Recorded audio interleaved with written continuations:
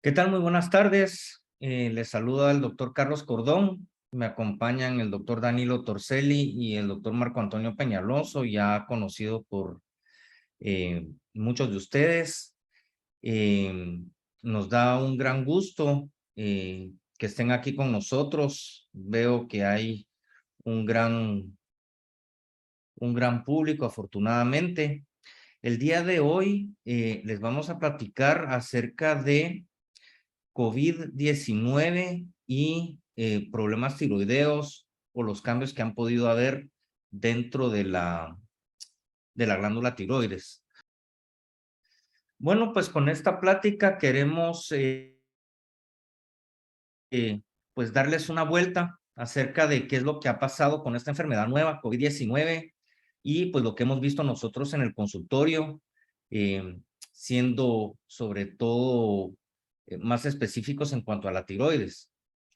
Eh, Pues COVID-19, ya lo saben ustedes, está relacionado al SARS-CoV-2, pues es el síndrome de distrés respiratorio agudo provocado por el coronavirus. Como todos recordarán, la OMS en marzo del 2020 declaró como pandemia global por COVID, es decir, que fue un problema que ya se desarrolló a nivel de todo el mundo. Y a la fecha hemos tenido 612 millones de personas que fueron eh, infectados y que se han enfermado por el COVID. Eh, Han muerto a causa de esta enfermedad 6 millones de personas, pero eh, eso es de manera directa. Las muertes de manera indirecta, se ha calculado que han llegado alrededor de 18 millones a nivel mundial. De manera indirecta es, por ejemplo, se atrasó muchos de los servicios de salud, tuvieron que priorizar COVID y hay otras enfermedades que se tuvieron que dejar como en un segundo plano o no tan importantes como la gran avalancha de pacientes que llegaron con neumonía relacionada por COVID, y pues eso provocó que el estado de salud de otras personas deteriorara por otras enfermedades y que no pudieron ser atendidas a causa de el hacinamiento o el abarrotamiento de los pacientes por COVID-19. Guatemala fue muy afectada. Eh, en realidad, pues no solo Guatemala, sino que el mundo ha pagado un tributo muy caro por esta enfermedad. Solo en Guatemala 1 millón de casos y 20,000 muertes a la fecha, más o menos. Siguiente, Diego.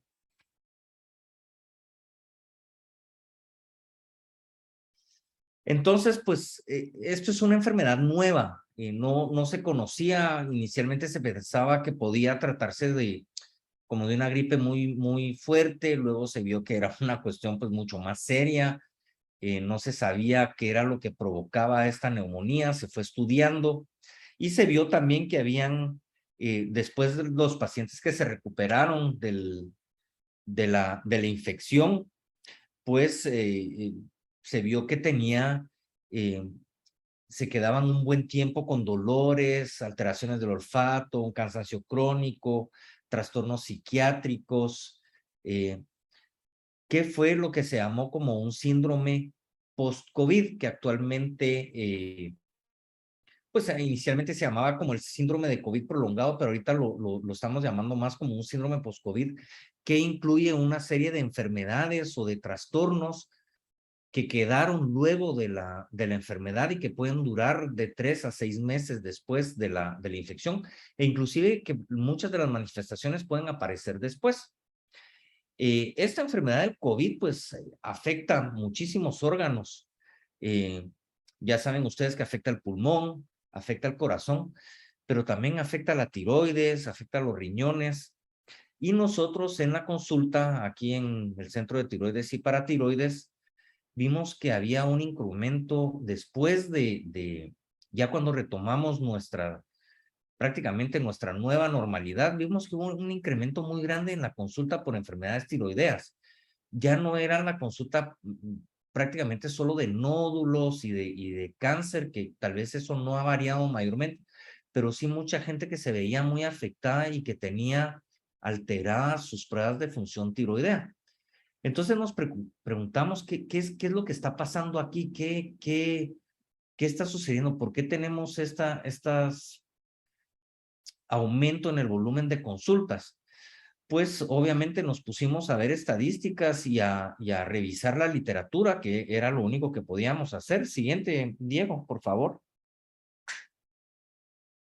Y vimos que, empezamos desde lo básico.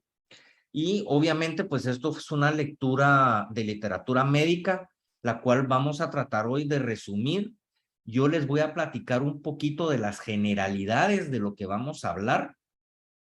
Y ya los doctores Torcelli y Peñaloso pues van a ser un poquito más específicos y quedamos con unas preguntas que nos hemos hecho que nos vamos a tratar de contestar y por supuesto vamos a dejar posteriormente el panel abierto para sus preguntas. Entonces, de la manera más sencilla y tratando de hacérselos lo más, de la manera más fácil para entender, este dibujo pues es un virus, un coronavirus, que es el que provoca el COVID-19. Y como pueden ver, tiene unas como espículas, y esas espículas son por la cual se les dice coronavirus, porque parece que hubiera una coronita de un rey o una cuestión así. Pero esas espículas son es una proteína, la proteína S, la que en inglés se le llama la proteína Spike. Y esta es la llave que desencadena todo. Entonces, a través de esta cadena Spike, como pueden ver ustedes, hay un pequeño medio círculo azul. Es el receptor que tienen los tejidos, el pulmón, el corazón, pero aquí nos vamos a centrar a tiroides, que son los receptores de la enzima convertidora de angiotensina. Esto es un término complicado, pero para fines prácticos es una hormona. Y ese receptor se encuentra en muchísimos tejidos. Se encuentra muy abundante a nivel del pulmón, pero casi tan abundante se encuentra en la tiroides. Entonces, esto es como la llave y el oído donde uno mete la llave. El receptor es el oído y la proteína Spike es la llave. Esto abre la puerta para que el ADN del COVID pueda entrar a la célula, se pueda replicar y al mismo tiempo pues destruye la célula. Siguiente.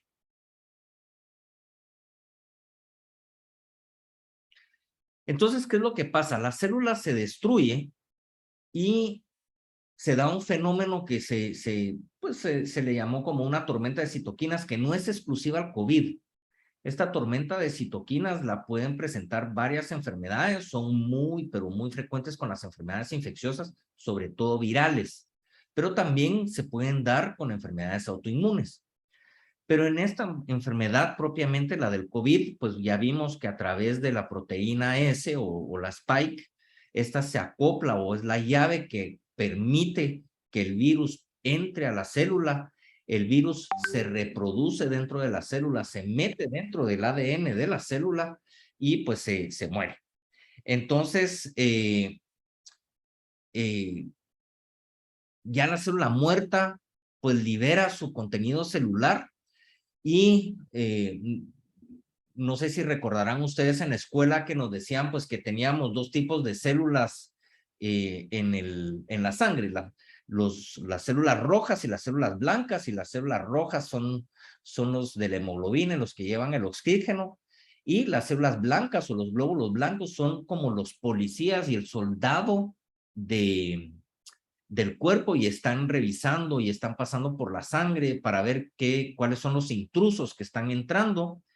Y estos glóbulos blancos pues detectan que efectivamente hubo un problema ahí, salen de las venas y pues como un sistema de defensa empiezan a liberar las citoquinas. Las citoquinas hay pues varios tipos, pero en el COVID hay 3 citoquinas que funcionan principalmente, que son la interleuquina 2, la interleuquina 6 y el factor de necrosis tumoral.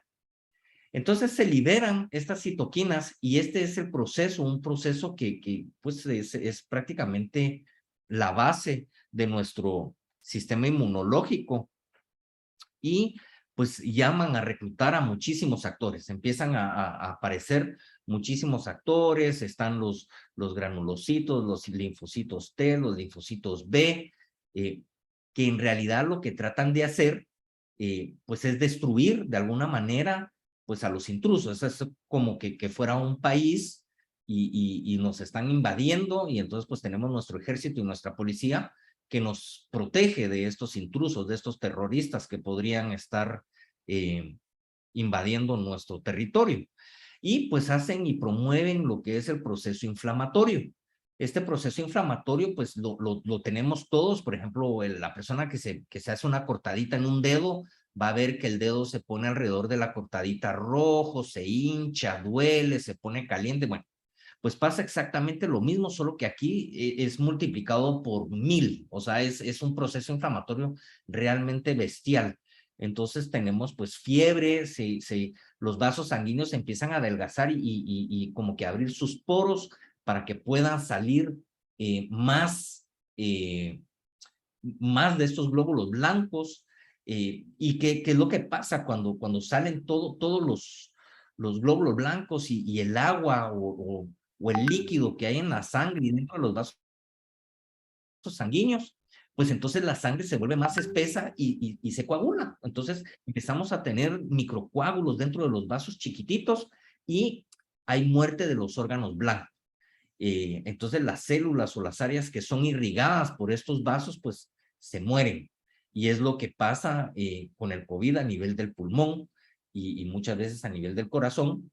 Y se ha visto en una menor escala, se ha visto que sucede algo muy parecido a nivel de la glándula tiroides. Siguiente.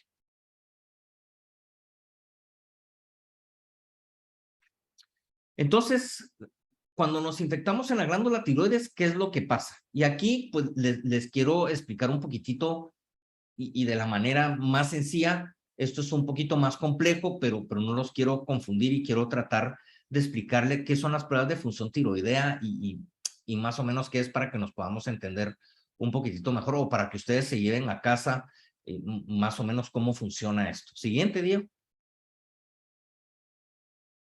Bueno, entonces, esto es un sistema que funciona casi a la perfección. El cerebro le manda una orden a la glándula tiroides para que produzca hormona tiroidea. La hormona tiroidea nosotros los médicos lo llamamos T3 y T4. La razón de esto es muy sencilla, es el T3 tiene 3 moléculas de yodo y el T4 tiene 4 moléculas de yodo, principalmente. Y por eso es que nosotros les decimos T3 y T4. Entonces es muy sencillo. El cerebro le da la orden a la tiroides para que produzca T3 y T4 y la T3 y T4 se va al tejido, al cuerpo. Es una hormona muy importante para regular el metabolismo basal del cuerpo y prácticamente actúa, yo podría decir que actúa prácticamente en todo. O sea, actúa a nivel de la piel, mira qué tan rápido se tiene que recambiar la piel, el pelo, a qué velocidad tiene que funcionar el intestino, qué temperatura es la correcta a mantener, a qué velocidad va a latir el corazón, inclusive el cerebro desde el punto de vista neurológico tiene mucho que ver. Entonces, la TSH estimula la producción de T3 y T4, pero cuando el T3 y T4 sobrepasa un valor normal, le manda una orden al cerebro para que el cerebro ya no produzca TSH, para que ya no le dé la orden porque el cuerpo dice, bueno, ya tengo suficiente T3 y T4. En el momento en que la T3 y T4 en el cuerpo empieza a bajar, entonces el cerebro vuelve a estimular y vuelve a mandarle la orden a la TSH, ¿ok? Más o menos así es como funciona las hormonas o este ciclo de las hormonas tiroideas. Siguiente. Entonces, pues existe un equilibrio. Entonces tenemos la TSH que está muy en equilibrio con la T3 y la T4. Siguiente, Diego. Y aquí vemos lo que es el hipotiroidismo. Entonces, esto en realidad, si uno lo ve, no es tan complicado, es bastante sencillo. Cuando una sube, la otra baja. Y así estamos. Entonces, con eso jugamos. La TSH es para nosotros muy importantísimo, ¿no? Porque es el que nos dice cómo está el estado tiroideo del paciente. Por lo menos uno con una TSH se da cuenta del 50% del estado del paciente. Entonces, cuando tenemos una TSH alta, la T3 y T4 va a estar baja, ¿ok? Entonces, como le repito, una sube y la otra baja, y cuando la otra baja, la otra sube. O sea, es como una balanza. Cuando la TSH está alta y la T3 y T4 están bajas, tenemos la enfermedad que se llama hipotiroidismo. Es cuando pues estamos cansaditos, se sube un poquito de peso, estamos como un poquito más lentos. Siguiente. Y por el contrario, cuando tenemos una TSH baja, pues vamos a tener la T3 y T4 altas, y es lo que nosotros llamamos hipertiroidismo. Por supuesto que ya en la clínica, pues uno afina un poquitito más el diagnóstico, pide un poquito más de estudios, pero esto es lo básico, y con esto ya tenemos nosotros prácticamente el diagnóstico de muchísimas cosas. Entonces la TSH bajita quiere decir que la T3 y T4 está muy alta, por ende mandó la señal al cerebro para no volver a estimular la tiroides. Entonces la TSH está en un rango realmente bajo.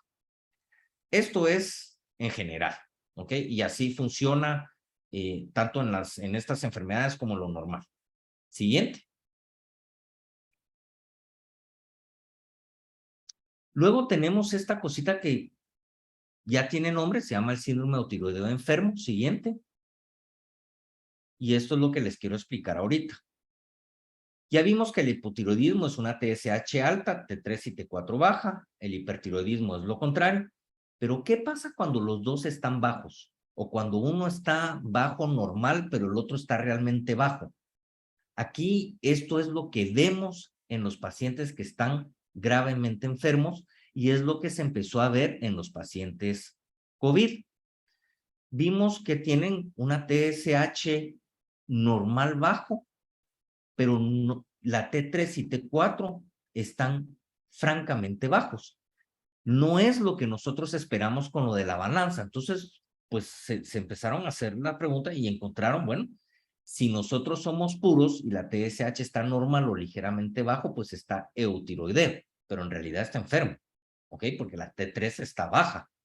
Entonces, a esto se la llamó el síndrome eutiroideo enfermo, que en realidad una de las hipótesis es que lo que el cuerpo hace, porque el cuerpo es muy sabio, la persona está muy enferma, pues, pero entonces la pone como en un estado metabólico un poquito más lento para poder guardar reserva para un proceso inflamatorio que puede tardar cierto tiempo. Entonces, esa es una de las hipótesis. Siguiente.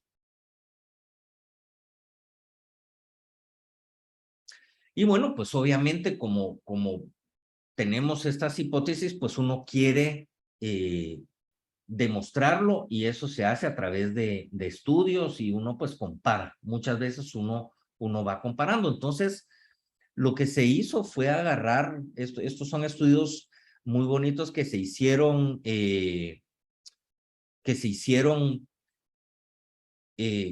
en Pakistán, en China, hubo estudios italianos, y se juntaron todos los estudios, y aunque todos los estudios no tienen las mismas respuestas y todo, pero podemos sacar un consenso o un consolidado de lo más importante.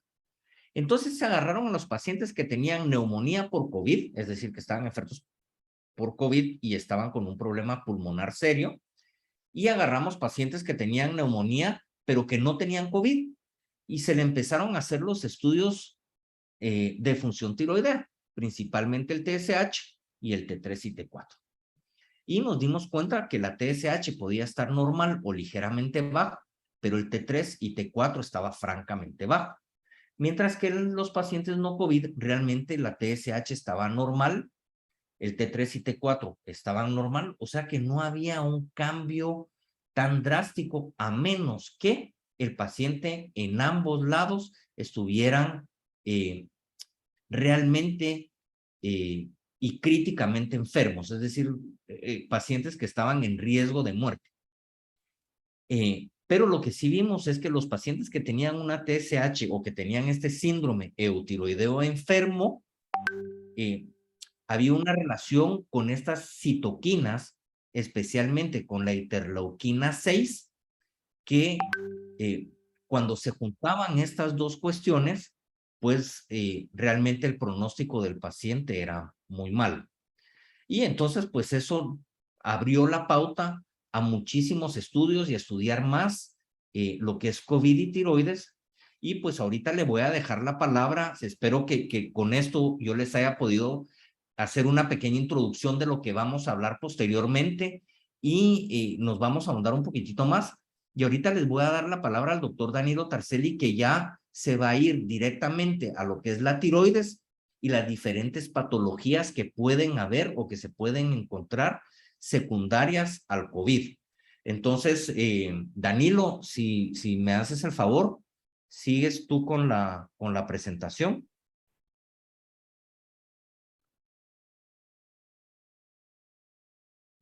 Diego, deje de compartir la pantalla, por favor.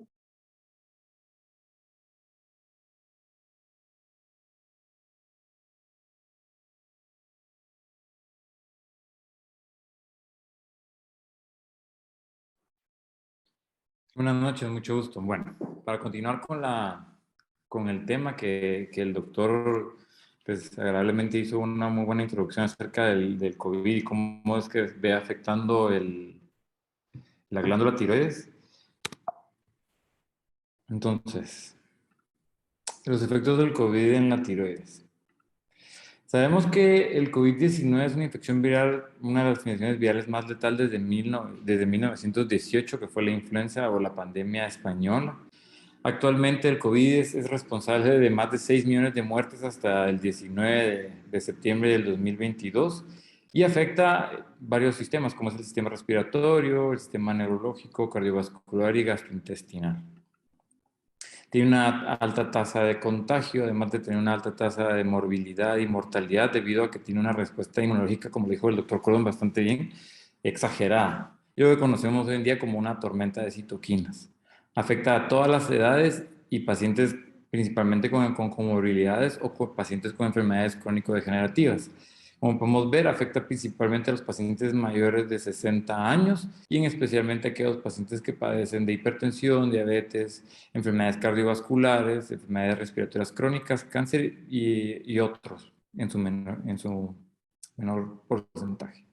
Vamos a hablar un poco acerca de la fisiopatología. Como lo dijo el doctor anteriormente, pues el COVID se une a los receptores de convertidores de angiotensina 2, que los vamos a llamar el AC2 para no estar diciéndolo tan largo.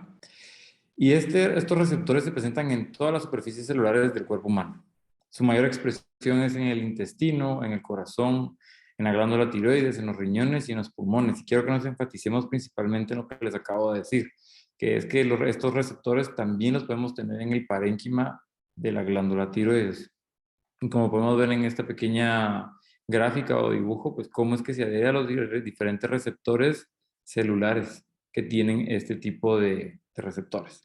La expresión de estos receptores son de densidad variable dependiendo del tipo de tejido y también puede variar dependiendo de persona a persona. Ahora, específicamente hablando de la glándula tiroides, tiene abundantes receptores, lo cual hace que la glándula tenga una mayor predisposición a la exposición del COVID. Y la alteración hormonal de las hormonas tiroideas se asocia a demás desórdenes, como lo mencionamos anteriormente, diabetes, obesidad, disfunción renal y enfermedades hepáticas, lo que hace que entonces haya mayor predisposición a que el COVID pueda tener una mayor afectación en otros sistemas. Los pacientes tienen un mayor riesgo aumentado de infección de COVID debido al número de receptores que pueden presentar en sus diferentes sistemas. Ahora, basándolos y vamos a desglosarlo un poco más de los diferentes tipos de enfermedades tiroideas que podemos presentar y vamos a hablar un poco acerca del hipertiroidismo o enfermedad de Graves, que es cuando tenemos un exceso de la producción de la hormona tiroidea y un agrandamiento de la glándula como tal. Se ha visto que no tiene un aumento per se en el riesgo de contagio, o sea que el hecho de que un paciente tenga enfermedad de Graves no va a hacer que este tenga mayor predisposición a más de lo que un paciente con enfermedad tiroidea tenga. Pero eso sí se ha visto que en pacientes que tienen oftalmopatía por Graves son aquellos pacientes que se le conoce que tienen un exoftalmos, o sea que tienen los ojos un poco de fuera debido a que la acumulación de grasa retroauricular por la enfermedad de Graves. Sí hay una propensión a que estos pacientes tengan una afinidad a tener una infección. ¿Por qué? Porque son versiones un poco más agravadas de dicha enfermedad. Hay un aumento de los marcadores inflamatorios que van a crear un sinergismo y una mayor susceptibilidad al virus. Y la tormenta de citoquina se asocia principalmente a una disfunción tiroidea porque hay una gran destrucción celular del parénquima tiroideo. El 12% de los pacientes con neumonía severa presentan hipertiroidismo. Y esto es en pacientes hospitalizados, que incluso pueden ser en las unidades, en estudios que se han visto que son pacientes que están ingresados en las unidades de cuidados intensivos. El 12% de estos pacientes, ya sea que presentaban o que tenían antecedente de enfermedad de Graves y esta se exacerbaba, o que ya tenían antecedente de una recuperación. Hasta se ha documentado casos de 3 pacientes en los cuales ya tenían una resolución de más de 10 años y presentaron una neumonía severa y una reactivación de la enfermedad. Es menos frecuente encontrarlos en pacientes con infecciones leves o moderadas. Y el hipertiroidismo eleva los marcadores endoteliales, como lo mencionó el doctor Corón anteriormente, la interleucina 6, la interleucina 12, 18, fibrinógeno y otros. El tratamiento de tiroideo puede desencadenar neutrofilia y eso es pensando en un paciente que no está contagiado con COVID. Pero entonces esto hace que haya un aumento de una mala evolución tras una infección por COVID. O sea, aquellos pacientes que están en una enfermedad aguda, el tratamiento, no la enfermedad per se, sí puede haber una predisposición a que la evolución de la enfermedad sea un poco más tórpida o un poco más lenta. El estado hiperinflamatorio asociado a infección severa puede reactivar la enfermedad de Graves, como lo dije anteriormente. Principalmente se vio en 2 pacientes de sexo femenino mayores de 60 años, los cuales no habían recibido tratamiento quirúrgico, o sea, todavía tenían su glándula y que la glándula pues había dejado de producir un exceso de hormona tiroidea y habían estado en remisión y la infección por COVID provocó que estos pacientes pues tuvieran una reactivación de la misma. Ahora, tocando otro tema que es el COVID y la tiroiditis subaguda y la tiroiditis atípica, pues tiene una prevalencia del 10% de todos los pacientes que son admitidos de COVID. Ahí estamos hablando de todos los pacientes, tanto ingresados de leve, moderado y severo, que incluso pueden necesitar estar en una unidad de cuidado intensivo. Se sabe perfectamente que es secundario a una tormenta de citoquinas, como lo venimos hablando desde el inicio de la charla. Hay una elevación marcada de la interleucina 6 que va a provocar una inflamación y una destrucción del parénquima tiroideo, lo que va a provocar un proceso inflamatorio a nivel de la glándula. Como se puede observar, y principalmente se observa en pacientes que tienen infecciones por citomegalovirus, enterovirus y coxsackievirus. Entonces se hizo una relación entre en estas características en las cuales se ha visto pacientes que tienen infecciones con este tipo de virus y la afección que tienen sobre la glándula tiroides. Y es casi el mismo efecto, simplemente que el COVID tiende a ser, como lo dijo el doctor Cordón, una agresión al parénquima bastante brutal. Cuando hablamos de pacientes que desarrollan hipotiroidismo, y como lo dijo bastante claro el doctor, con respecto a la función de las hormonas TSH, T4 y T3, según estudios, el 20% de los pacientes hospitalizados presentaron tirotoxicosis en el momento del ingreso.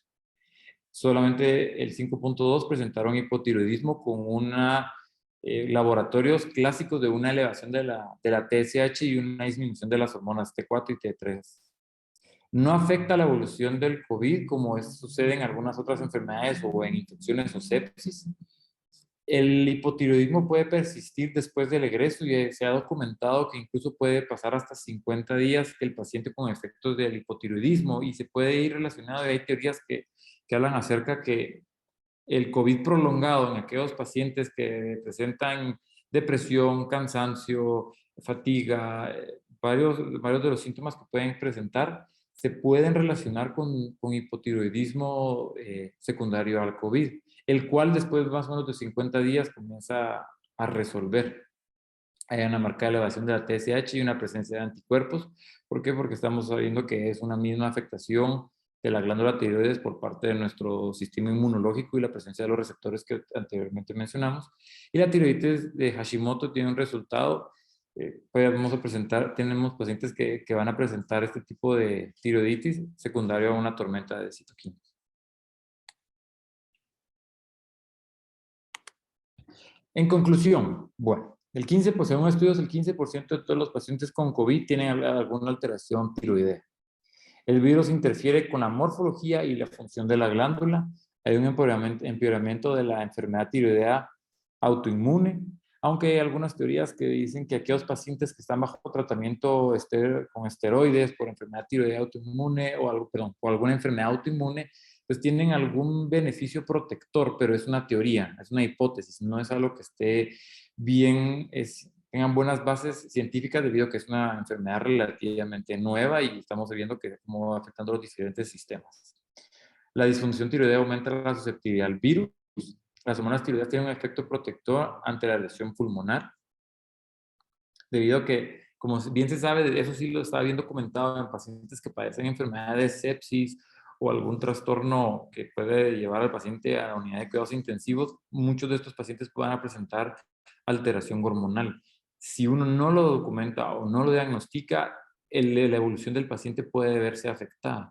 Por lo tanto, siempre hay que tener en cuenta, estamos hablando no en este caso, sino que enfermedades que ya están bastante documentadas, pueden tener afectación de las hormonas tiroideas y si no tenemos un adecuado control de las mismas, pues vamos a tener una mala evolución.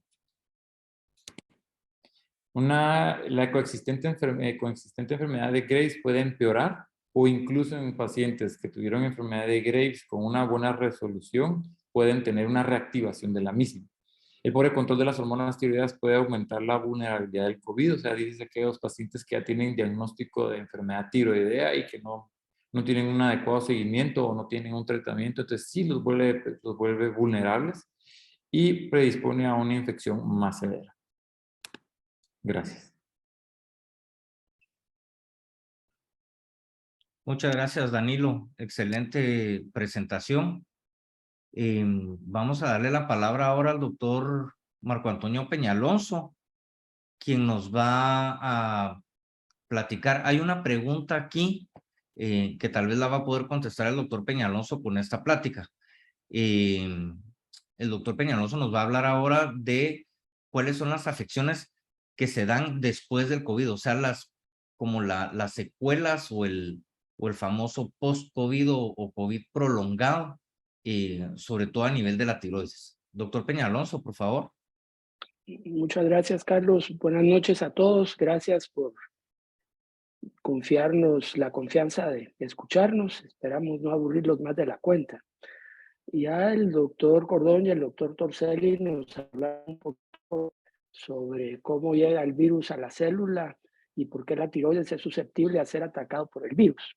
No solo la tiroides, sino que en general casi todas las glándulas que componen el sistema endocrino, tanto la glándula tiroides como la corteza adrenal, como el páncreas, como los ovarios o los testículos en el hombre, poseen receptores celulares a la enzima convertidora de angiotensina 2 y una proteína que es necesaria para el acoplamiento del virus y que entre a la célula, que se llama proteasa serina transmembrana 2.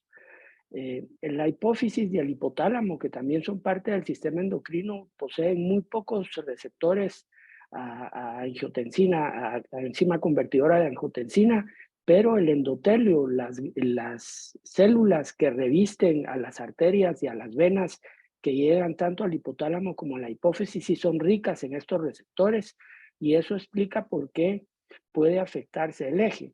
Por un lado, la glándula tiroides, como ya lo dijeron bien, el virus va a entrar y destruir sus células y eso va a contribuir a un mal funcionamiento glandular, pero por otro lado también el virus puede afectar la función del hipotálamo que produce una hormona que se llama la hormona liberadora de TSH, de la que el doctor Cordón nos habló, y posteriormente no solo va a disminuir la producción de esta, sino que consecuentemente la de TSH, y al no haber TSH que estimula la glándula tiroides, pues no va a haber producción hormonal. Así es que la glándula tiroides va a disminuir su función, por un lado, por el efecto directo del virus sobre las células tiroideas y por otro, sobre el efecto sobre la glándula hipófisis. En estudios de autopsia se ha demostrado daño a las células que componen la tiroides. Hay dos poblaciones de células que tienen la tiroides. Unas se llaman células foliculares, que son las que producen el T3 y T4, y otras son las células parafoliculares que producen otra hormona que se llama calcitonina, que tiene que ver con el metabolismo del calcio y el fósforo. Ya nos explicaron sobre las alteraciones de la función tiroidea en la fase aguda. Lo que clásicamente se ve es el síndrome del eutiroideo enfermo, además de la reexacerbación de enfermedad de Graves en pacientes con enfermedad de Graves o recurrencia de la enfermedad en pacientes que ya habían entrado en remisión. Y como ya nos dijeron también, esto está relacionado con la gravedad de la enfermedad. La gran mayoría de estas alteraciones de la glándula tiroides se van a recuperar en los siguientes 3 a 6 meses después de que pasa la infección. Este esquemita pues nos ilustra un poquito muy bien cómo el virus afecta la función de la glándula tiroides. Por un lado, como les dije, el hecho de que las células que revisten las arterias y venas que nutren al hipotálamo de la hipófisis pueden producir coágulos dentro de estas venas y arterias que pueden provocar lo que se llama en términos médicos una apoplejía hipofisiaria. Eso no significa más que la glándula hipófisis sufre y deja de producir las hormonas que normalmente produce, y como sabemos, una de ellas es la TSH. Ese es un mecanismo por el cual la glándula tiroides va a ser afectada. Otro mecanismo es por la tormenta de citoquinas, en particular la interleuquina 6 y el factor de necrosis tumoral alfa, que van a provocar un estado proinflamatorio en la glándula tiroides, que también va a interferir con su función. Y finalmente por la infección o la colonización o la entrada directamente del virus, destruyendo las células tiroideas y por ende alterando su función. De lo que no existe suficiente evidencia es si la enfermedad tiroidea preexistente favorece la entrada del virus a las células tiroideas. Ya hablamos de las infecciones que pueden suceder durante la fase aguda de la enfermedad o en los meses siguientes, pero también pueden haber las mismas enfermedades que aparezcan tardíamente, incluso 6 meses después. Y son las mismas de las que se hablaron: la enfermedad de Graves, la tiroiditis de Hashimoto, la tiroiditis silenciosa o indolora, que usualmente son contributivas a un despertar o una hiperestimulación del sistema inmune, y también tiroiditis subagudas, como se ven con otros tipos de virus, como lo dijo el doctor Torselli, que van a dar lugar a lo que se llama una tiroiditis subaguda, que es una enfermedad trifásica con una fase inicial de hipertiroidismo, una segunda de hipotiroidismo transitorio y una tercera de recuperación. Pero también puede haber hipotiroidismo primario por daño directo a la glándula tiroides, como lo vimos, o secundario por daño al sistema hipotálamo-hipófisis, que va también a dar como resultado un mal funcionamiento de la glándula tiroides. Otra pregunta que uno se hace y que se han hecho la gran mayoría de investigadores que han visto pacientes con COVID es qué pasa con el cáncer de la tiroides y la infección por COVID.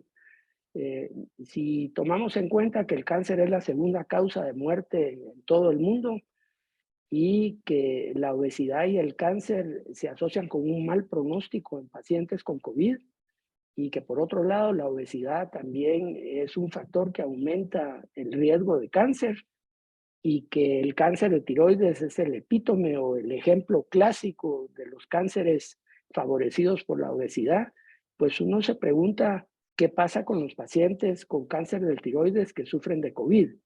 Por otro lado, también se sabe que la obesidad está asociada directamente con el aparecimiento de cánceres bien diferenciados de la tiroides, que se llaman papilar y folicular, y de cánceres anaplásicos, que afortunadamente son excepcionalmente raros, pero también con cánceres de mayor tamaño en pacientes que tienen que son obesos. Los mecanismos implicados entre la obesidad y el cáncer del tiroides son, por un lado, pues la alteración de algunas hormonas como la TSH, los estrógenos, el síndrome de resistencia a la insulina, un estado proinflamatorio y la liberación de adipoquinas. Sin embargo, se ha observado que en los pacientes con cáncer de tiroides que les da COVID, el curso tanto del COVID como del cáncer no pareciera ser diferente al de pacientes con COVID que no tienen cáncer del tiroides, lo cual parece un poco difícil de explicar tomando en cuenta que ya la obesidad es un factor de riesgo y que el cáncer es otro factor de riesgo para que a los pacientes con COVID les vaya mal. A esto algunos autores le han llamado la paradoja del cáncer, y es la asociación de obesidad con un pronóstico favorable del cáncer. Y esto no solo se ha visto ahora con el COVID, sino en pacientes con cánceres no infectados con COVID, en los que curiosamente los pacientes obesos con cáncer les va mejor que a los pacientes no obesos o incluso con un índice de masa corporal muy bajo. A eso se le llama, como les digo, la paradoja del cáncer. Otra pregunta es, ¿qué pasa con la tiroides y el uso de vacunas? De acuerdo a los últimos reportes, al 28 de marzo de este año se habían administrado alrededor de 550 millones de dosis de vacunas y solo se habían reportado una cantidad mínima de efectos adversos severos, que no llegaban ni al 1%, entre ellos fenómenos de anafilaxis severas, eventos trombóticos, sobre todo a nivel cerebral, aparición del síndrome de Guillain-Barré, que es una enfermedad que se caracteriza por una parálisis progresiva ascendente de las piernas hacia arriba, que incluso puede comprometer la vida de los pacientes, miocarditis, que son inflamaciones del corazón, y algunas otras condiciones. En la glándula tiroides, lo que se ha reportado después de la administración de vacunas, y en particular después de la administración de vacunas con RNA mensajero, son tiroiditis subagudas, como se ven después de la infección o durante la infección por COVID, enfermedad de Graves, ya sea de nuevo en pacientes genéticamente predispuestos o reexacerbaciones o recurrencias en pacientes que han tenido enfermedad de Graves, y tiroiditis silenciosas. La tiroiditis silenciosa, algunos la llaman tiroiditis atípica, otros la llaman tiroiditis indolora, porque a diferencia de la tiroiditis subaguda, donde el síntoma cardinal por el que consultan los pacientes es dolor en la base del cuello, la tiroiditis silenciosa o indolora no tiene dolor. También es una enfermedad trifásica con una fase inicial de hipertiroidismo, una segunda de hipotiroidismo transitorio y una tercera de recuperación. A diferencia de la tiroides subaguda, esta es una enfermedad mixta. Hay un componente inflamatorio, pero también hay un componente autoinmune. Por eso es que la mitad de estos pacientes pueden expresar anticuerpos contra las células de la tiroides. Bueno, los mecanismos postulados para que aparezcan estas condiciones después de las vacunas, pues uno es que las vacunas también inducen un síndrome autoinmune inflamatorio, no por el componente de la vacuna per se, sino por los ayudantes de la vacuna, los aceites, todo lo que envuelve a la partícula viral o al RNA mensajero. A eso se le llama el síndrome de Asia. Y se supone que produce una disrupción del balance inmunológico, como la infección aguda del COVID, con activación de los linfocitos B, liberación de citoquinas proinflamatorias. Y además, las vacunas obviamente tienen mimetismo con el virus y pueden ocupar los mismos receptores que ocupa el virus y desencadenar el mismo daño celular. Eso es por un reconocimiento cruzado de las proteínas de las vacunas, que son proteínas virales, y la respuesta inflamatoria sistémica. Pero es muy importante recordar que el beneficio total de las vacunas sobrepasa por mucho el riesgo de sus efectos adversos, y sobre todo en personas consideradas de alto riesgo metabólico. Así es que esa no es una razón, a mi juicio y a juicio de la gran mayoría de gentes que maneja COVID, como para no vacunarse. Por supuesto, en personas, en casos en particular, habrá que tomar en cuenta las condiciones particulares de esos pacientes. Y quería terminar con algunas preguntas. La primera es, ¿los pacientes con enfermedad tiroidea preexistente tienen más posibilidades de infectarse y desarrollar COVID? Que es una pregunta frecuente que nos hacemos todos. No. alguien que es hipertiroideo, alguien que es hipotiroideo, o alguien que tuvo un cáncer de la tiroides y que toma hormona de reemplazo no tiene más posibilidades de infectarse con el virus que alguien que no tiene ninguna de estas condiciones. Tampoco en estos pacientes la enfermedad es más severa. La única condición, como lo explicó bien el doctor Torselli, es en pacientes que en la fase aguda requieren de tratamiento antitiroideo, en particular, o no específicamente antitiroideo como los esteroides, ¿verdad? Que aumentan o que bloquean la secreción de TSH y disminuyen la conversión periférica de T4 a T3. La T3, que es la hormona más chiquita porque solo tiene 3 moléculas de yodo, curiosamente es la metabólicamente más activa, la que más ejerce funciones en el organismo. Y al disminuir su producción, que proviene sobre todo del fraccionamiento de T4 fuera de la glándula tiroides, disminuye por efecto de los esteroides, además del efecto de las drogas antitiroideas que explicó el doctor Torselli, que puede producir lo que se llama una aplasia medular, disminuyendo la producción de los linfocitos, que son esos elementos de defensa de los que habló el doctor Cordón para defenderse del virus. Otra pregunta es, ¿los pacientes que toman hormona de tiroidea debieran continuar con la misma dosis, parar o modificarla? También hay suficiente evidencia en la literatura ya de que no hay ninguna razón para que esos pacientes dejen de tomar la hormona ni modifiquen la dosis que están tomando. Así es que si alguien que toma hormona tiroidea se infecta con el virus, es igualmente importante, como son los tratamientos contra el COVID, seguir tomando la hormona tiroidea. No hay ninguna razón para que esos pacientes dejen de tomarla o modifiquen la dosis.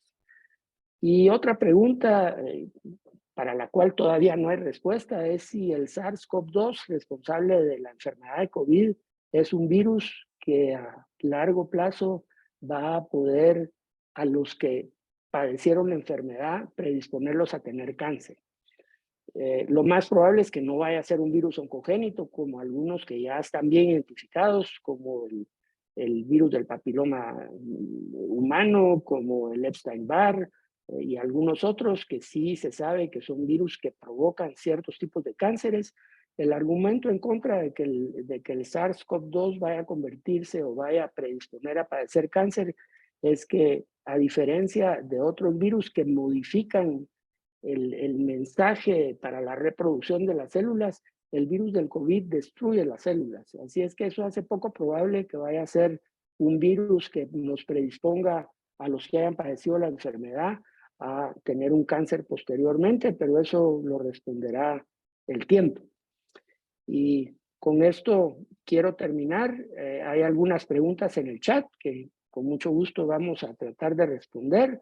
Y si hubieran otras, pues creo que tenemos tiempo también para poder atenderlas. Así es que muchas gracias por su atención. Muchas gracias, doctor Peñaloso, doctor Torselli. Muy interesante y pues creo que explica bastante, y creo que muchas de las preguntas que se hacen que se hicieron en el chat se contestaron, pero creo que vale la pena tal vez explicarlos a cada una.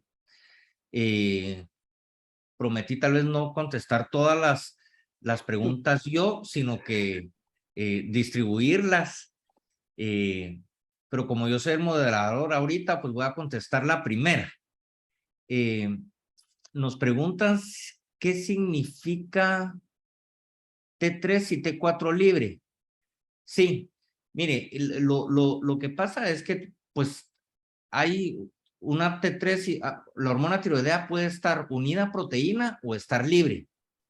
El porcentaje que está libre es mucho más bajo, evidentemente, pero no depende de la cantidad de proteínas que tenga el cuerpo. Entonces su valor es un poquito como más específico. Y nosotros aquí en CTP medimos principalmente la T4 libre. La T3 libre o la T3 total la pedimos en muchas ocasiones como para afinar algo, pero lo que aquí se pide es TSH y T4 libre principalmente en la mayoría de los pacientes, porque como que no hay una porción, el sesgo es menor cuando se hace, cuando se mide la el T4 que está libre. Hay una paciente que pregunta, yo creo que le voy a dejar esta pregunta al doctor Torselli. Dice que le diagnosticaron hipotiroidismo autoinmune o enfermedad de Hashimoto, por supuesto, 5 meses después de que le dio COVID. O sea, me imagino que ella antes no tenía nada, le dio COVID y, caray, tuvo una TSH de 38 y los anticuerpos antiperoxidasa en 44.20. Ella pregunta si creerían que este hipotiroidismo se va a poder revertir al bajar pues este síndrome post-COVID o este long-standing COVID. Danilo, ¿tú crees que se va a poder revertir con una TSH en 38?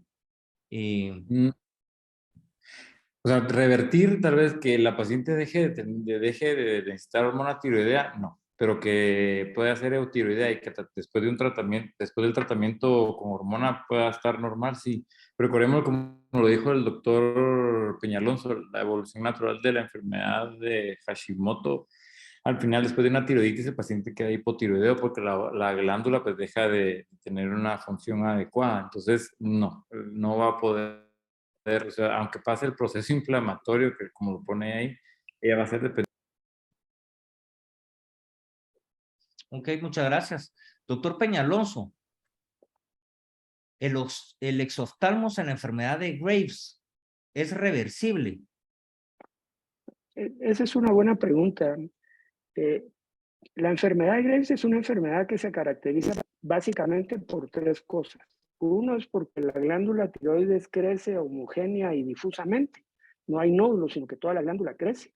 Porque puede haber afección ocular que puede ir desde edema palpebral hasta la retracción de los párpados, que le da a los hipertiroideos esa mirada fija con los ojos bien abiertos, hasta la migración de los globos oculares hacia afuera, que es a lo que se le llama exoftalmos.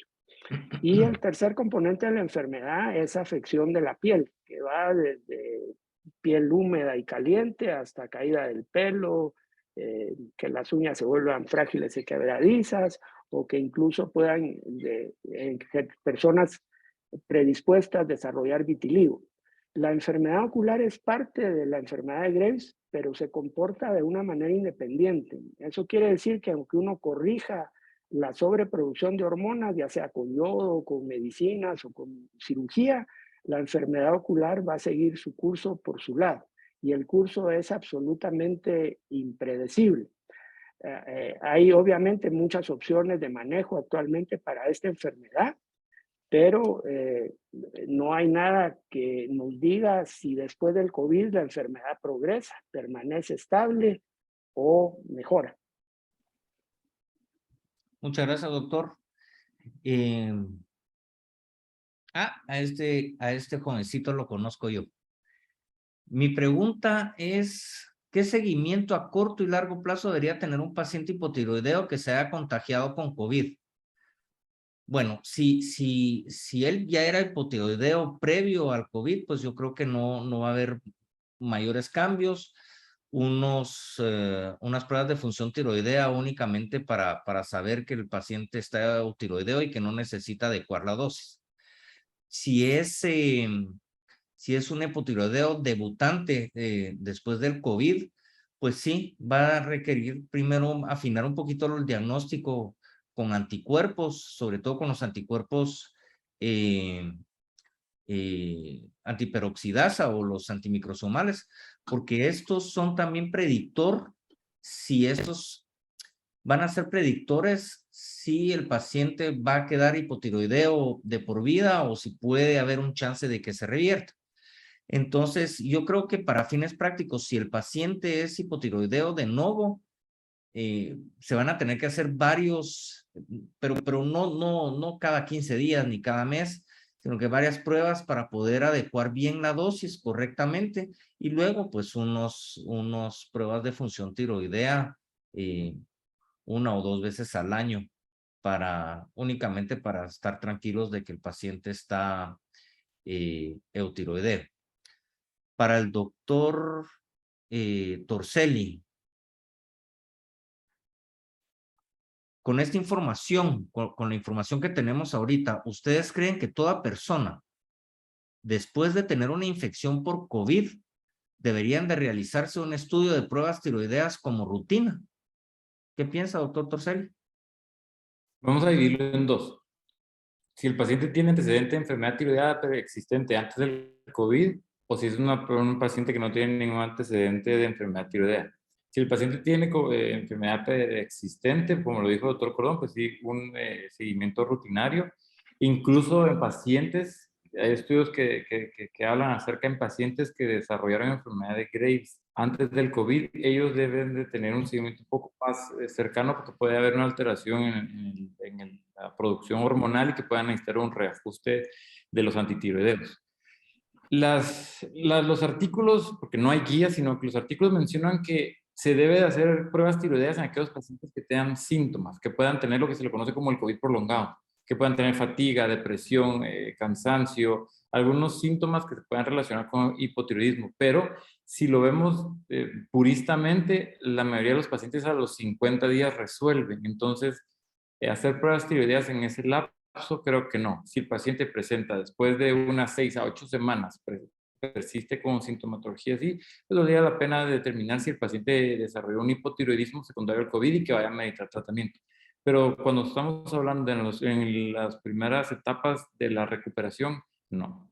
No valdría la pena porque creo que sería un sobrediagnóstico y muchas veces se puede malinterpretar, se puede iniciar tratamiento hormonal sustitutivo y muchas veces el paciente va a resolver sin necesidad de tratamiento. Gracias, Danilo. Doctor Peñaloso, ¿alguna relación entre COVID y los anticuerpos antiperoxidasa elevados o los antimicrosomales? Bueno, no hay ninguna asociación, ¿verdad? Lo único que puede explicar la elevación de los anticuerpos antiperoxidasa y antitiroglobulina o ambos es que el paciente era genéticamente predispuesto a padecer una tiroiditis de Hashimoto y que el proceso inflamatorio del COVID puede haber hecho que la enfermedad se manifestara, o en un paciente que tenía un Hashimoto previamente, la enfermedad puede hacer que los títulos de anticuerpos se eleven, pero el COVID no es responsable de la elevación de los anticuerpos. Ok, gracias. Yo creo que esta es una pregunta más para todos, para los tres. Y me parece una pregunta bastante interesante. Es una señora, tiene 40 años. No, perdón, hace 40 años tuvo una tiroidectomía total por una tiroiditis de Guillain. Y desde entonces, obviamente, toma hormona tiroidea. Ella ya tiene las 4 vacunas para el COVID. Sin embargo, le dio COVID el 1 de septiembre del 2022, o sea, acaba de ser.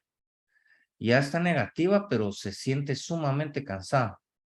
Tiene una radiografía de tórax, me imagino que es de tórax normal, pero dice que el cansancio es extremo. ¿Qué hace? Pues yo quisiera oír la respuesta de los tres. Yo creo que es muy difícil decirle ahorita con tan poca información. Creo que primero me llama la atención y quisiera saber cómo le dio el COVID, porque con 4 vacunas, en teoría le debería haber dado como un estornudo, no algo muy serio.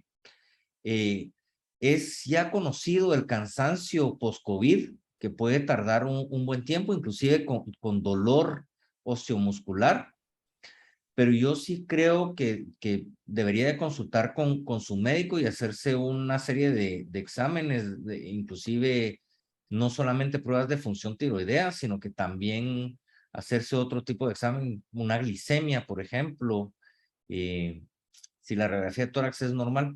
Creo que es bastante rápido, pero es importante ver cómo está desde el punto de vista hormonal, inmunológico, pero no sé qué piensa Danilo.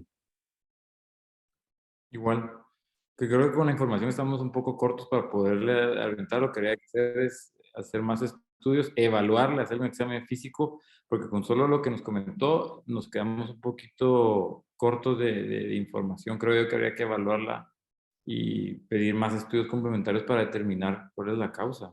Creo que no podríamos decir que o atribuírselo principalmente al hipotiroidismo, porque si ella está post tiroidectomía y ha estado con su tratamiento bastante bien, quiere decir que la paciente siempre ha sido eutiroidea, o sea, no ha tenido ningún problema de alteración hormonal. Entonces, creo que sí, estoy de acuerdo, hay que estudiar. Tiene, Doctor tiene Peñalós, 3 semanas, tiene 3 semanas por COVID. Probablemente esto todavía sean secuelas del COVID. Tal vez en unas 4 o 6 semanas habrá que rechequear sus hormonas tiroideas. Si no ha modificado la dosis y antes de tener COVID sus últimos controles hormonales estaban bien, lo más probable es que esto no obedezca a la dosificación hormonal, sino que sea un síndrome post-COVID, ¿verdad? muchas gracias. Sí, lamento tal vez no darle una respuesta exacta. Tenemos otro caso, hay no muy lo entiendo. Tiene hipoparatiroidismo, pero después del COVID quedó con más taquicardia. Yo creo que es hipertiroidismo. Tiene hipertiroidismo y después del COVID quedó con más taquicardia. ¿Qué opina, doctor? Pues Asumimos yo, que es hipertiroidismo. pues Mejor. sea hipertiroideo o tenga un hipoparatiroidismo, no creo que la taquicardia esté en relación ni con, obviamente podría ser que el hipertiroidismo se hubiera exacerbado, como ya lo dijimos bien en las presentaciones, pero acuérdense que una de las complicaciones post-COVID es una miocarditis, que puede también cursar con taquicardia. Ya he visto un par de pacientes a los cuales habían estudiado desde el punto de vista endocrinológico por todos lados y lo que tenía era una miocarditis post-COVID. Así es que eso no forzosamente está relacionado con hormonas tiroideas. Obviamente es parte del diagnóstico diferencial, pero hay muchas otras cosas que pueden provocarlo después del COVID. Tenemos otra pregunta. Esta la voy a contestar yo. Buenas noches. A raíz del COVID, un familiar empezó con alergia en la cara. Se le inflamaba mucho. La doctora, especialista en alergología, le mandó a hacer una serie de exámenes y salió alto de insulina y con tiroglobulina altísima. Pero TSH, T3 y T4 me imagino que normales. Y lo único que le dijeron es que a futuro puede padecer de la tiroides. Deberá de buscar una segunda opinión. Mire, si la TSH, T3 y T4 están normales, pues yo creo que es suficiente a menos de que presentara algún tipo de síntoma. Lo que sí le quiero aclarar es que aquí hay dos términos o dos pruebas diferentes. Está la tiroglobulina pura y está el anticuerpo antitiroglobulina. Son dos cosas diferentes, hablando específicamente en la tiroides, que es el tema de hoy. Los anticuerpos antitiroglobulina sí nos dan muchísima información con respecto a un proceso autoinmune o a un proceso de daño celular de la célula folicular. ¿Ok? Esa sí nos da mucha información. Ahora, como me lo pone aquí, la tiroglobulina sola puede variar muchísimo por el tamaño de la glándula pero la tiroglobulina sola para fines prácticos nosotros no la usamos más que como un marcador de cáncer. La tiroglobulina nunca la pedimos nosotros como un estudio para ver qué está pasando. Lo usamos en pacientes que tienen cáncer después de que se operó. Y este es nuestro marcador tumoral. Este es el que nos va a decir si hay reactivación del cáncer o si hay progresión si hay recurrencia de la enfermedad, pero solito así, la tiroglobulina sí no nos da mayor información. Es un estudio que nosotros pues en realidad no pedimos y los pedimos solo como para seguimiento de cáncer. Yo veo que el doctor Sí, Peñalosa está algo inquieto. sí, Cuéntenos, doctor. Solo una observación. Entre lo que revisamos y lo que he leído sobre COVID, no he visto que a los pacientes con enfermedad activa se les mida tiroglobulina, pero estoy seguro que si se hiciera un estudio, todos tendrían tiroglobulina elevada, porque al haber destrucción de las células foliculares hay liberación de tiroglobulina. De hecho, en la tiroiditis subaguda, en la tiroiditis indolora, si uno le mide tiroglobulina a esos pacientes, los niveles de tiroglobulina van a estar elevados. Así es que no es nada extraño que durante la fase aguda del COVID o en las semanas subsiguientes la tiroglobulina persista alta. No significa cáncer, no significa nada, simple y sencillamente destrucción de las células foliculares y liberación de la tiroglobulina preformada. Eso se ve típicamente en todas las tiroiditis destructivas. Perfecto. Otra pregunta, no es de tiroides, pero es de COVID puramente. Y tal vez Danilo o los tres, ¿hay algún examen de laboratorio que demuestre que se ha tenido COVID asintomático y no se percató que lo tuvo? Muy interesante porque yo me he hecho esa pregunta. O sea, ¿habré tenido COVID o me volvió a dar COVID? O entonces, dale, Danilo. Todo varía, depende, porque desafortunadamente esta enfermedad, o sea, una de las principales determinaciones que uno puede hacer para saber si tuvo COVID es hacer anticuerpos.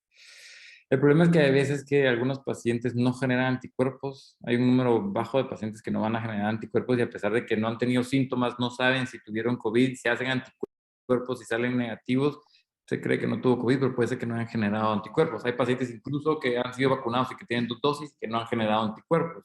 Entonces, para fines prácticos, si tienen la duda, si le dio COVID, pero no tuvo síntomas, no tiene nada, no vale la pena hacerse anticuerpos, porque no le va a servir de nada. Siempre y cuando tenga su esquema de vacunación completo, creo que es suficiente. Pero no sé si quieren comentar ustedes algo. No, de acuerdo, lo único sería medir anticuerpos, pero como lo dijiste bien, hay pacientes que aún vacunados o después de COVID no expresan anticuerpos, ¿verdad? Pero es la única prueba que yo sé hasta donde lo que he leído que pueda demostrar que alguien tuvo COVID o está vacunado, ¿verdad? Incluso si lo vemos desde otro punto de vista, que se le pide a algunos pacientes que quieren que donen plasma por presencia de anticuerpos, tienen que ser en los primeros 3 meses después de la infección de COVID, porque después de los 3 meses pueden perderse los anticuerpos. Así es. Entonces, y por ejemplo, usted, Jessica, que es la que creo que preguntó esto, no sabe si le dio COVID, nunca tuvo síntomas y si se saca los anticuerpos no va a darle ninguna respuesta, desafortunadamente. Solo le quiero, esta es para usted, doctor. Yo creo que vamos a dar esta y otra más y damos por concluido esto. Desafortunadamente no tenemos mucho más tiempo, pero sí creo que esta es importante y me interesa oír su opinión, doctor. Hay un señor aquí que me imagino que es médico. Dice, su hija y su esposa desarrollaron hipertiroidismo secundario a la vacuna Moderna. Pues ¿Qué sí, piensa, doctor? está reportado, ¿verdad? Y muy probablemente sea un hipertiroidismo secundario a la enfermedad de Graves, como tanto Danilo como vos lo explicaron. Se reactivan mecanismos autoinmunes, etcétera, etcétera. El mimetismo de las vacunas que despiertan el sistema inmunológico, así es que está bien descrito que pueden haber brotes de hipertiroidismo, sobre todo por enfermedad de Graves después de la vacunación, y en particular con vacunas de RNA mensajero.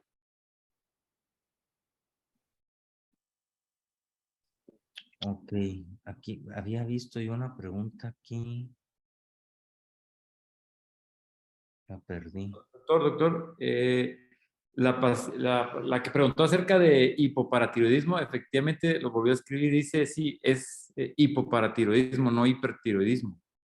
La que había preguntado, creo que hizo la pregunta acerca de, De la tengo taquicardia. paratiroidismo y después del COVID quedé con taquicardia. Sí, sí, eso definitivamente no tiene relación una cosa con la otra.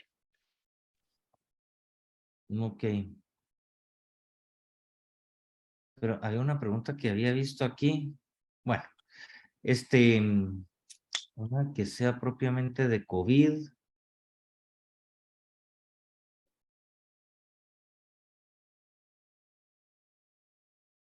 Tal vez hay una ahí, Carlos, que habla sobre la dieta mediterránea, si puede prevenir afecciones relacionadas con la glándula tiroides.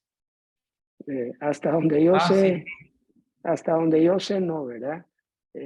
Lo importante en la dieta es que tenga un aporte adecuado de yodo. Tanto la deficiencia de yodo en la dieta como el exceso de yodo en la dieta puede producir enfermedades tiroideas, ¿verdad? El exceso de yodo está relacionado con aparecimiento de enfermedad nodular y sobre todo con cáncer papilar. La deficiencia de yodo en la dieta está asociada con crecimiento de la glándula y con aparición de carcinomas foliculares. Pero la dieta mediterránea no implica ni más ni menos ingesta de yodo, así es que no creo que modifique realmente la posibilidad de tener enfermedades tiroideas. Obviamente es una dieta recomendable por muchas otras razones. Es buena y rica. Sí, Aquí solo exactamente. ya encontré la pregunta. Es que esta es para jalarle las orejas a quien hace la pregunta. Es un paciente hipotiroideo que abandonó el tratamiento mucho tiempo atrás.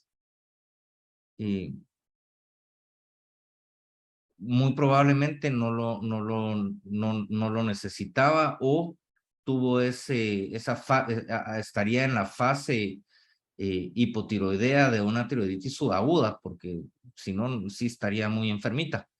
Pero es un paciente hipotiroideo que abandona el tratamiento mucho tiempo atrás y se infecta con COVID. Tendría TSH y T4 elevado. Pues mire, habría que hacerlos. O sea, si está Sí, hipotiroideo, tendría la TSH elevado y el T4 bastante bajito. Pero si fue un proceso inflamatorio temporal, como lo explicó muy bien el doctor Peñalosa en la tiroiditis, que tiene sus tres fases, la fase hipertiroidea, la fase hipotiroidea, y que luego regresa al eutiroidismo, las debería de tener normales. O pues estuvo tomando una dosis muy chiquitita de hormona tiroidea que al momento de suprimirla, pues no tuvo mayor cambio. No sé qué piensan ustedes. de acuerdo. Sí, ¿verdad? Bueno, pues muchísimas gracias. Fue una bonita plática eh, entre nosotros y contestando preguntas, sobre todo de un tema que nos apasiona. Nosotros pues ya solamente nos dedicamos a esto de tiroides y paratiroides y realmente después de tantos años de estar trabajando con esto, siempre le encontramos un gusto muy grande a las cirugías, a la lectura y a las pláticas y a estos temas y espero que podamos hacer y compartir otro tema en algún futuro, no muy lejano, de algo que tenga que ver con tiroides o con paratiroides. Agradezco muchísimo su asistencia y pues nos veremos para la próxima. No sé si tienen algún comentario final, Danilo y doctor Peñalosa. Pues solo agradecer el favor de la atención de todos los que se conectaron y persistieron hasta el final con nosotros. Y lamentamos no haber podido contestar el 100% de las preguntas, pero esperamos tener una próxima oportunidad para poder seguir platicando. Muchas gracias. Muchas gracias a todos. Muchas gracias.